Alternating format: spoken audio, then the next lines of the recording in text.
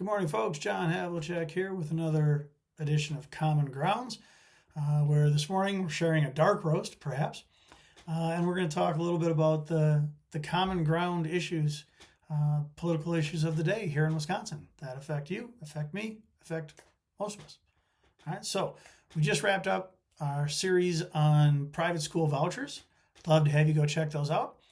Let's dive right into the ongoing federal government shutdown and how that's playing out here in Wisconsin. Number one, maybe 700,000 people here in Wisconsin get SNAP benefits. That stands for Supplemental Nutrition Assistance Program. It's groceries. And they're on the chopping block to lose that support. We're talking about folks, families that don't make very much money at all. And they're, it's only a couple of bucks that they're getting, but it's enough, right? The income there for a family of three, the income limit's about $27,000. There's no family in the country that can live on $27,000 a year. No family of three. So yet again, somebody on the bottom is getting hurt by the dysfunction at the federal government. Wisconsin stands to lose as much as $1.5 billion in energy grants. These would go towards renewable energy products, improving the energy grid, things like that, because of the shutdown. And I'm just going to draw your attention to a guy. You can, do the research on it when you have a few minutes at lunch, maybe. Russell Vought is the lead creator of Project 2025, this thing that a lot of elected Republican candidates, I guess, said they'd never heard of. But it's basically a plan to dismantle the federal government. And he was the lead creator, and he's now the director of the Office of Management and Budget. That would be like the HR director for the federal government. And so he's in a really powerful position, probably the most powerful job in the federal government that you've never heard of. He's not elected. He's not military, anything like that. He's not candidate approved or Senate approved or anything like that. But he's pushing to use this shutdown to cut jobs, cut services. And so whether you work for the federal government or not, I'm a state employee, but it's going to affect you. It's going to affect me. It's going to affect everybody in the 99%. And so do a little bit of reading on that guy. Okay. Then I'm just going to hit one more thing.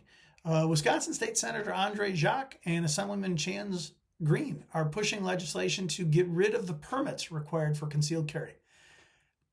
I got to be honest, fellas. I hunt. I have a couple of guns.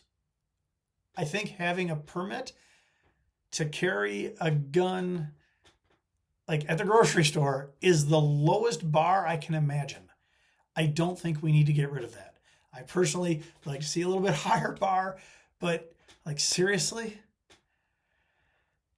And they're also pushing to amend the Wisconsin Constitution regarding the right to keep and bear arms.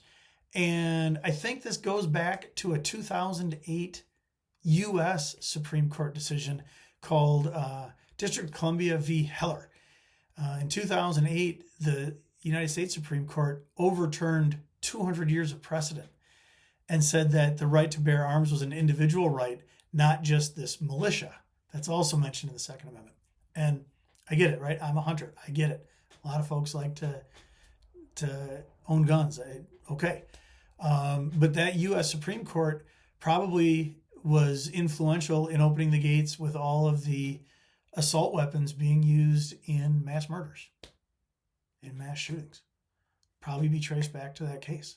And so Jacque and Green, I think, are trying to bring this federal dysfunction surrounding common sense gun legislation here into Wisconsin.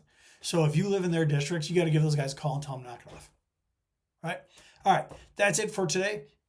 Check back tomorrow, and I'll have a couple of more things for you. And later in the week, I'm working on a show about who's running for all these different state offices that are on the ballot in 2026. All right. Have a good day, folks.